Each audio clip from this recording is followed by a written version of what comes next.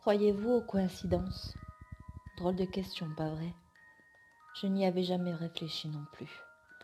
Laissez-moi vous expliquer. Hier, cela faisait 1 an que ma fille avait disparu. Il n'y a jamais eu de demande de rançon.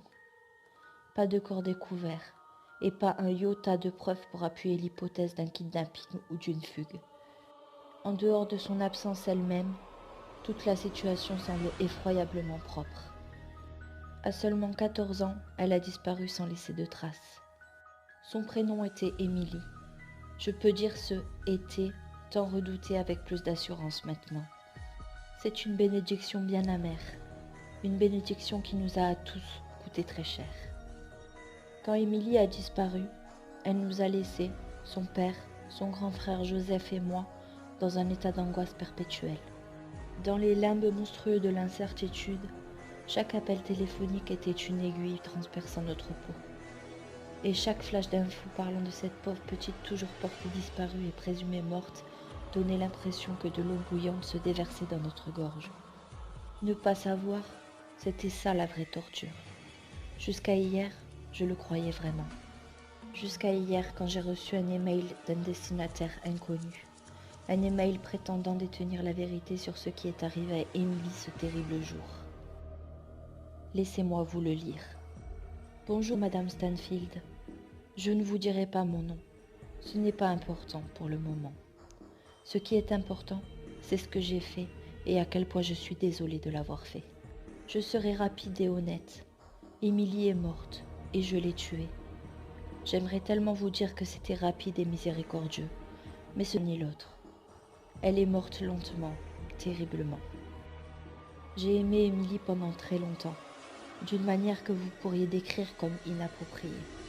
La partie la plus difficile était de savoir qu'elle ne pourrait jamais m'aimer, ou du moins, pas de la manière dont je l'aimais. Ce n'était pas faute d'avoir essayé. J'avais fait des tentatives auparavant, des tentatives bêtes, vraiment, mais elle n'a jamais été réceptive à mon affection. Je la dégoûtais, et cela m'a fait me sentir petit, méprisable et en colère. Bien que je sois quand même reconnaissant qu'elle ne vous en ait jamais parlé. J'imagine que cela aurait été terriblement embarrassant pour elle si vous aviez su. Non pas qu'elle s'en soucie maintenant. Savez-vous à quel point il est difficile de gérer un fantasme, Madame Stanfield?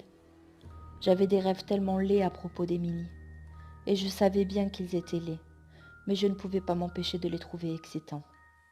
Je me suis demandé plusieurs fois au cours de l'année écoulée si c'était cette laideur qui m'a rendue tellement passionnée.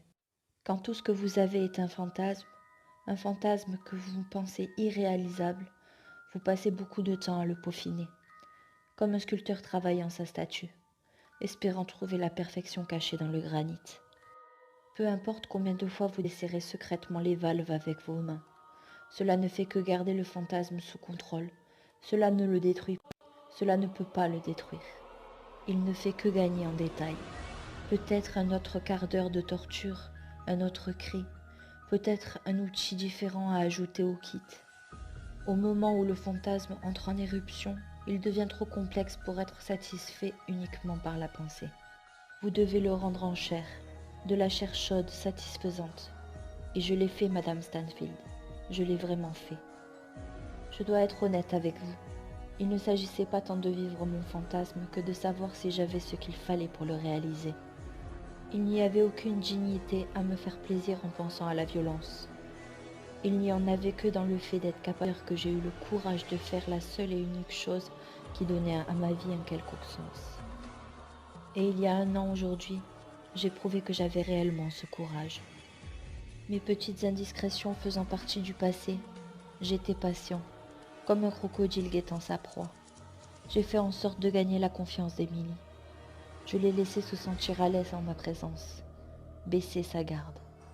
Elle était sur le chemin du retour de l'école quand j'ai finalement saisi ma chance. J'avais préalablement choisi une cabane dans les bois, vieille et délabrée. J'avais jeté une bâche par terre et préparé des chaînes. J'avais même allumé quelques bougies pour un effet plus romantique. Plus pour elle que pour moi, je l'admets.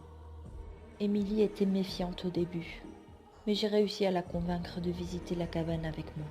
La porte était fermée et verrouillée derrière nous, avant même qu'elle puisse voir le pistolet que je tenais. Et quand elle l'a fait, quand elle l'a enfin remarqué, elle a été une gentille fille obéissante et n'a pas crié. Je dois dire que cela m'a quand même un peu déçue. Je ne fais pas de pornographie, je ne vais donc pas entrer dans les détails de ce que j'ai fait. J'ai conscience que c'est pervers, mais quand on est une tornade, le vent à l'extérieur n'a aucune importance. Ma vie n'était que perversité, dissimulée et enfermée, et Émilie était la conséquence de cette perversité. Une partie de moi pense que je ne l'ai aimée que parce que c'était pratique, parce qu'elle était accessible.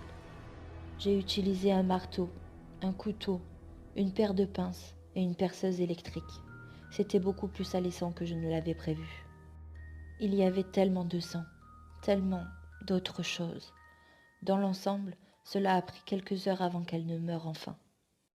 Elle ne m'a jamais laissé prendre mon plaisir, ce qui était admirable. Émilie était une fille tellement forte. Vous devriez être fière d'elle, Madame Stanfield. Pour ma propre fierté, j'aimerais préciser que je ne l'ai pas baisée avant sa mort. Je n'ai pas pu me résoudre à franchir cette barrière, sachant que ses yeux seraient fixés sur moi pendant l'acte. Cette pensée me dégoûtait. Elle est morte, à ma connaissance, vierge.